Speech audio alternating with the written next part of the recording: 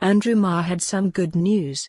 "Hurrah," cried a grateful nation, but fairly softly, mind, because it was 9 a.m. on Sunday and sensible people were still sleeping.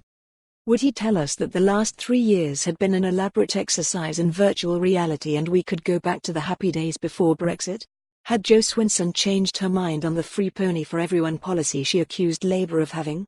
If so, can I have a palomino one? No such luck.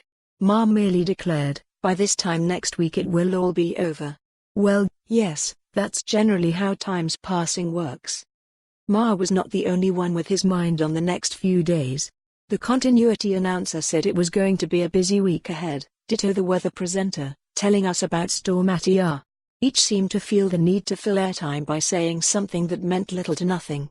Perhaps it was practice for election night when the broadcasters will have hours to fill before the votes start to pour in.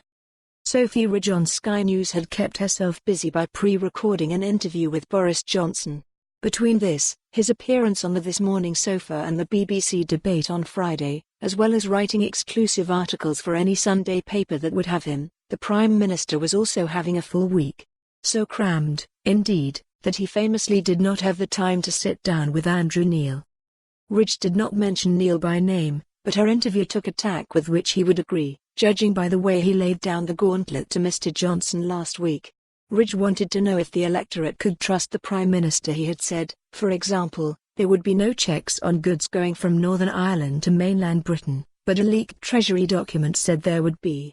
"Are you telling the truth?" she asked. It is a measure of what a rough-and-tumble business politics has become that an inquiry to a PM that would once have drawn gasps is now regarded as routine. "Yes, I am," said Mr. Johnson, saying the Treasury document was wrong. Ridge adopted the same formula in asking about nurse numbers and hospital building, contrasting manifesto pledges with reality. Was it not the case, she said, that while he promised 50,000 new nurses, only 31,000 were new? It was, he acknowledged. Other interviewers had asked him the same question, but Ridge had secured a clear answer. It was an illustration of how a quietly persistent style can be as effective as a more aggressive one. Which brings us back to Marr.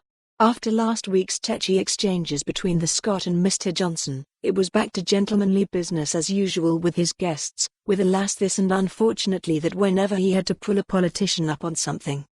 His interview with Nicola Sturgeon, like Ridge's with Johnson, also called to mind Neil. On the Andrew Neil interviews the host had for more on this story, visit the news article link.